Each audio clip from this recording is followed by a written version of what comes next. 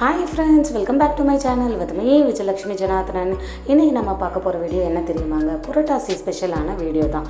என்னென்னு யோசிக்கிறீங்களா? மெதுவடையும் அது ரொம்பவே ஸ்பெஷலான தழுவும் தான் எப்படி செய்கிறதுன்னு பார்க்க போகிறோம். வாங்க வீடியோக்குள்ளே போகலாம். அதுக்கு ஃபஸ்ட்டு இந்த மாதிரி ஒரு கடாயை எடுத்துப்போம். அது நல்லா ஹீட் ஆனதும் 1/2 டம்ளர் அளவுக்கு பாசிப்பருப்பு எடுத்திருக்கேன். அதை வந்து இந்த மாதிரி ட்ரை ரோஸ்ட் பண்ணிக்கலாம். இது வந்து கலர் நல்லா சேஞ்ச் ஆகி வரணும், அது வரைக்கும் வந்து ரோஸ்ட் பண்ண போகிறேன்.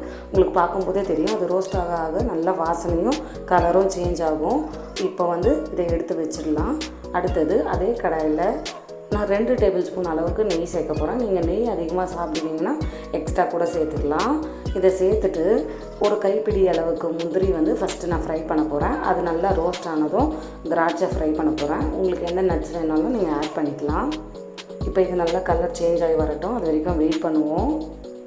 பாருங்கள், கலர் சேஞ்ச் ஆகிடுச்சு.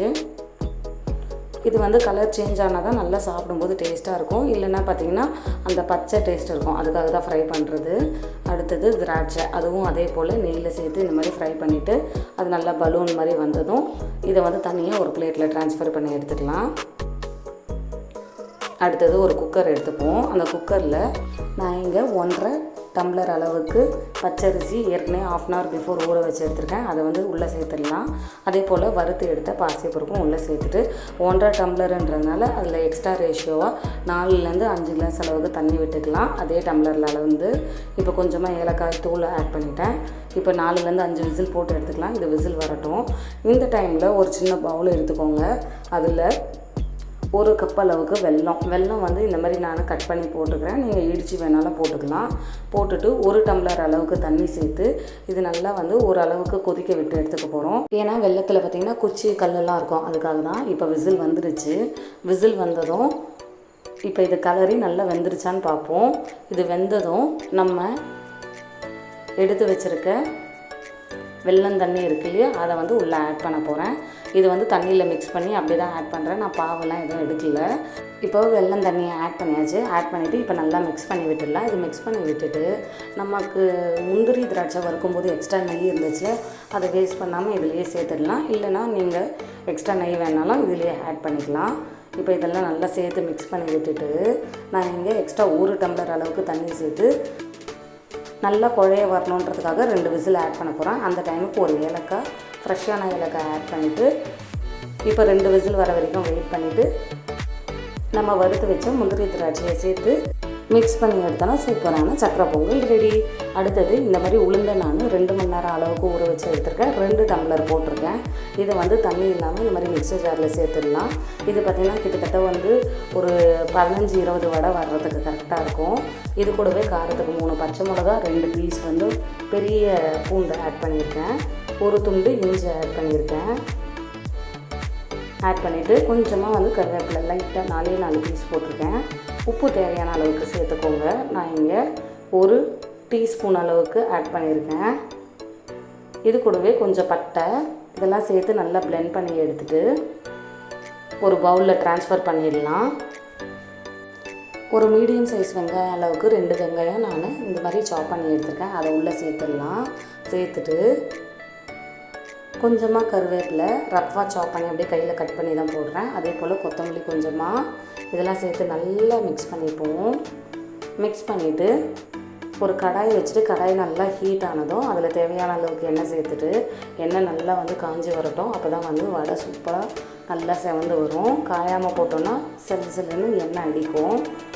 இந்த மாதிரி வந்து கையில் வச்சு தட்டி ஒரு ரவுண்ட் பண்ணி நீங்கள் எண்ணெயில் விட்டிங்கன்னா சூப்பரான மெதுவடை வந்து ரெடி ஆகிடும்.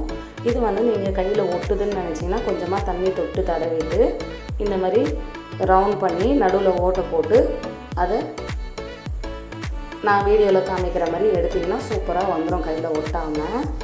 இப்போது இது 2 பக்கமும் நல்லா ஃப்ரை பண்ணி எடுத்துகிட்டு ஒரு பிளேட்டில் ட்ரான்ஸ்ஃபர் பண்ணிட்டோன்னா சூப்பரான மெதுவடை ரெடி ஆகிடும்.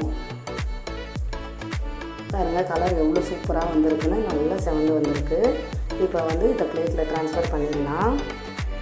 புரட்டாசி ஸ்பெஷல்னாவே வந்து பார்த்திங்கன்னா நிறைய விதமான ரெசிபிஸ் பண்ணுவாங்க. எங்கள் வீட்டில் நாங்கள் இதை செய்வோம்.